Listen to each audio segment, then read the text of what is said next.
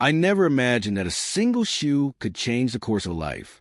It was an old thing, cracked leather softened by years of travel, frayed at the seams, dusty from journeys I could never trace.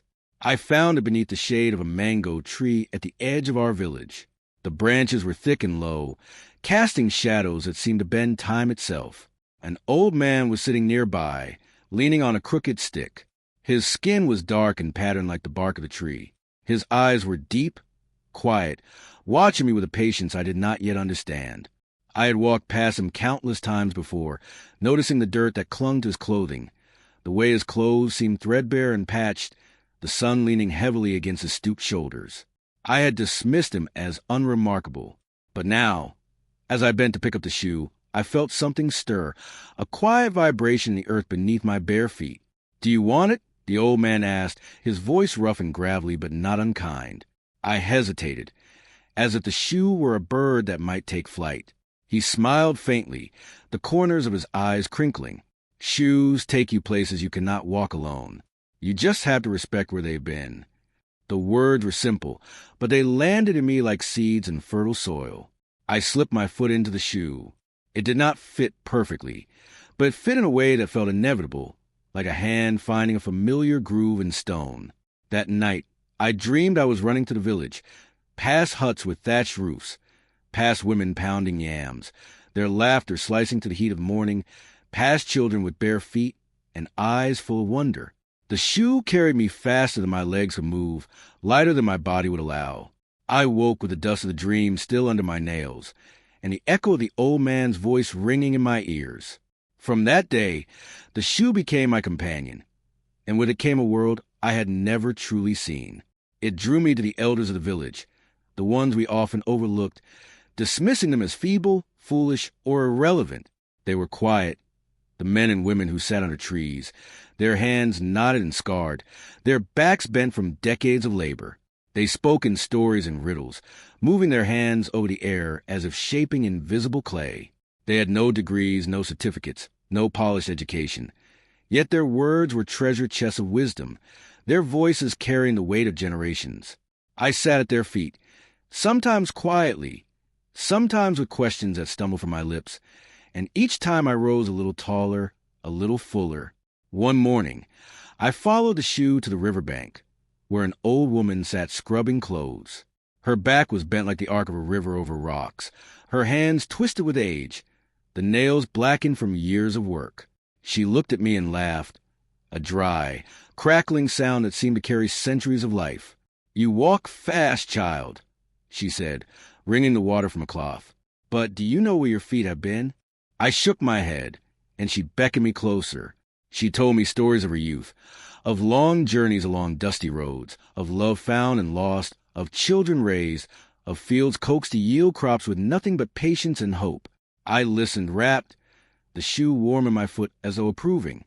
In her hands, a tattered piece of cloth became a map of courage, a lesson in persistence, a testament that life's value is measured not by wealth, titles, or neatness, but by endurance, kindness, and the depth of one's heart. Days became weeks, and the shoe led me to the village market, to the fields where laborers bent in the sun, the huts where children stared with wide eyes and laughter that could crack even the hardest stone. Everywhere, elders smiled knowingly, as if they had set me on this path themselves. I began to understand what they had tried to teach me all along. The world undervalues those who are quiet, those whose faces are lined and hands rough, those whose feet are bare or whose shoes are worn thin. They are the keepers of memory, the holders of wisdom that cannot be written in books or taught in schools. I began to bow more often, to pause when passing them, to seek their advice before making decisions I thought I had mastered. Slowly, the village shifted in my eyes. Where I had once seen disorder and dirt, I now saw resilience, dignity, and knowledge etched into every wrinkle, every scar, every knotted hand. One afternoon, the shoe carried me to the village square, where an old man sat alone on a low wooden stool, his gaze fixed on the dust swirling around his feet. I had passed him hundreds of times, never noticing the patience in the set of his shoulders, the quiet command in the way he held himself. He nodded as I approached. "I see you walk with more than legs," he said. I smiled nervously, unsure what he meant. Each shoe has a story, he continued, his voice low but firm. Each wearer adds to it. But many walk blindly, never listening to the lessons beneath their soles. I felt a shiver crawl up my spine. My old, cracked shoe seemed to hum in agreement. He beckoned me closer and handed me a small wooden box. Inside were objects I could barely recognize. A bent nail, a feather, a piece of cloth, a seed. Do not discard anything, he said. Everything has purpose. Everything carries memory. I held the box carefully, as though it contained the weight of the world. For days, I pondered his words. The shoe on my foot no longer seemed merely a protector of my steps. It had become a vessel, a conduit for wisdom, a link to people I had once ignored.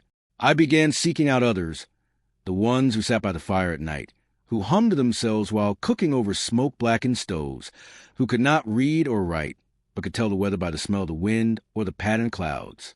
An old woman taught me to recognize plants that healed, seeds that fed, roots that strengthened. A man whose hands were twisted by years of farming taught me patience, endurance, and a quiet joy in watching small things grow. Another elder, whose teeth were blackened from chewing cola nuts, taught me measure time not in hours or days, but in the rhythm of life, the cycles of sun and moon, the rise and fall of seasons. I began to understand something profound. The value of a life is not always measured by the neatness of one's clothes, the cleanliness of one's hands, or the letters after one's name. It is measured in endurance, in memory, in the ability to hold wisdom and share it even when the world looks away. The shoe became my constant reminder. With every step, I felt their voices guiding me, reminding me to listen, to watch, to respect. One evening, as the sun bled orange across the horizon, I found the old man from the mango tree again. "You have walked far," he said, "but have you truly seen?" I looked down at the shoe, the leather worn and scuffed, the sole thinning in places, and I realized I had been blind for so long. "Yes," I said finally, "I see now." He smiled, not a smile of pride, but of quiet understanding. "That shoe has carried you to knowledge," he said. "But now you must carry it forward. Remember what you have learned, and do not forget those who walk before you, even if their faces are lined with age and their hands seem rough." I nodded. The wind rustled to the mango leaves, carrying the voices of 100 forgotten stories, the wisdom of 1,000 unseen lives. I began to speak to others differently. I listened more than I spoke. I offered my help without judgment. I carried respect like a cloak, and the shoe seemed to steady me, reminding me of the people who had taught me without expecting acknowledgement. The villagers noticed. Slowly, they began to see me differently, not as a child or a stranger, but as someone who understood the unspoken rhythms of life.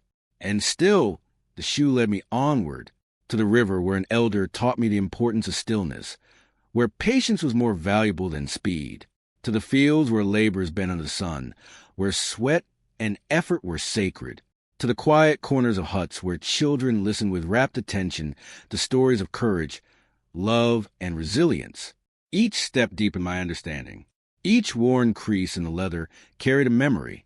Each scuff told a story of persistence, of journeys undertaken, of lessons learned from those whom the world had dismissed.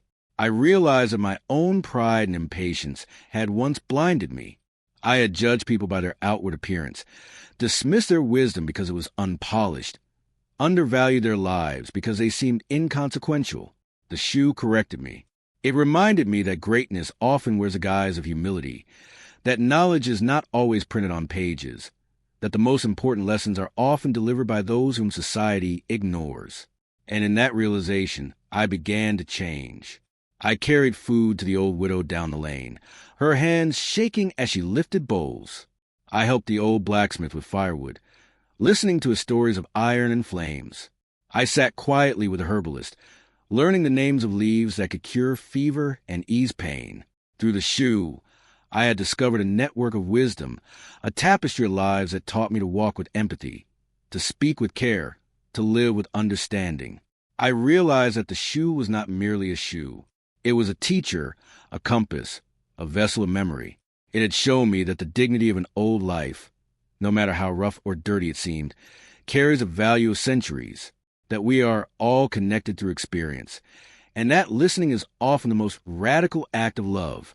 I never thought a simple, worn shoe could hold so much power. But it did, and it continues to walk with me, even when I wear different shoes, even when I forget for a moment.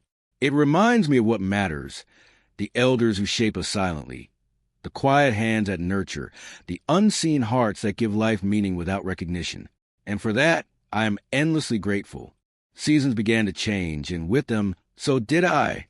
The rains came heavy that year. The red earth softened beneath our feet, and the air carried the scent of wet soil and renewal. My shoe, already worn thin, absorbed the rain and dried again under the stubborn sun. Its leather grew softer, its sole more fragile, yet it never failed me. One afternoon, as clouds gathered low and gray above the village, I walked toward the outer fields where an elderly farmer worked alone. His name was Babajide. Many said he was stubborn. Others said he was useless now, too old to farm properly. Children mocked the tremble in his hands. But I had learned to look again. He stood bent over his crops, pressing seeds into the soil with slow, deliberate care. Why still plant? I asked gently. Your sons could do this. He chuckled, a dry sound carried by the wind. My sons plant for harvest, he said. I plant for memory. I frowned slightly. He pressed another seed into the earth. When you plant long enough, he continued, you begin to see that the soil remembers you. It remembers your footsteps, your sweat, your tears. You and the land become one story. The words settled into me. That evening, I realized something deeper about the shoe. It was not just teaching me about elders. It was teaching me about roots, about belonging, about continuity, about how those who appear worn out are often the very foundation holding everything together. Weeks later, tragedy visited the village. A small fire broke out in one of the older huts near the market. Flames swallowed dry thatch quickly. Panic erupted. People shouted. Buckets of water were thrown. Smoke clawed at the sky. In the chaos, I saw an old woman trying to drag a wooden chest from inside the burning hut. Many passed her. It is only old things inside, someone yelled. But she refused to let go. Without thinking, I ran toward her. My shoe slipped in mud, nearly giving way. But it held. Together we pulled the chest free, just as the roof collapsed inward. Later, when the fire was out and the air still smelled of smoke, she opened the chest. Inside were wrapped cloths, carved tools, faded letters, photographs, and small heirlooms passed down through generations. These, she whispered, touching them carefully, are not old things. They are who we are. I understood then. The elders are living chests of memory. Their stories are not clutter. They are inheritance. If we discard them, we burn our own history. That night, I removed the shoe and examined it closely. The stitching was loosening. The sole had thinned to the point where I could feel small stones beneath my foot. It had carried me faithfully, but it would not last forever. I felt an unexpected sadness rise in my chest. Had I learned enough? Had I listened deeply enough? The next morning, I returned to Mango Tree where it all began. The old man was there, as always, leaning on his crooked stick, watching the village wake. I sat beside him in silence. After a long while, he spoke. Shoes are not meant to last forever, he said softly. I looked down. They are meant to teach you how to walk. The wind moved through the branches above us. You do not need the shoe anymore, he continued. You have become the road. His words struck something deep within me. I thought of the farmer planting for memory, of the old woman saving her chest of history, of the river washerwoman asking where my feet had been, of the blacksmith, the herbalist, the storytellers. They had shaped me, not with certificates, not with polished speech, but with lived truth, with scars, with patience, with love disguised as ordinary survival.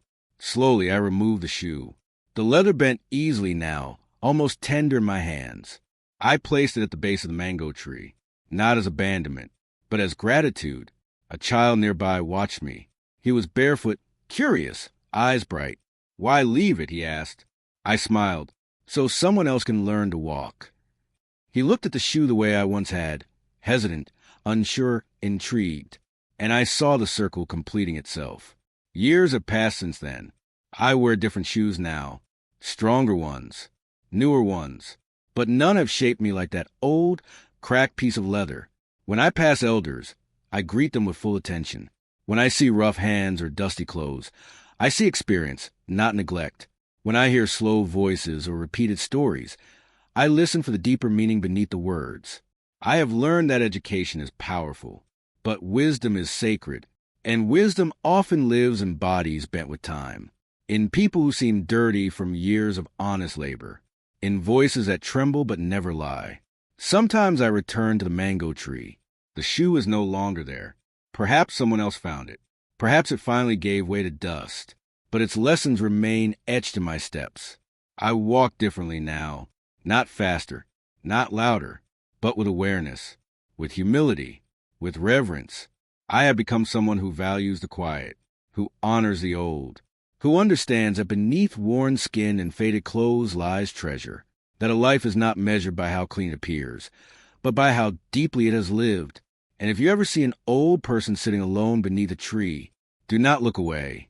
Sit, listen, because they are shoes too, shoes that have walked miles you cannot imagine, shoes that have carried families, villages, generations, shoes that may look worn, but know the road better than anyone else.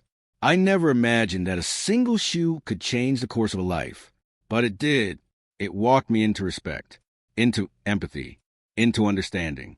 It made me who I am, not because it protected my feet, but because it opened my eyes, and that is a journey no distance can measure. If you believe our elders still matter, type respect in the comments.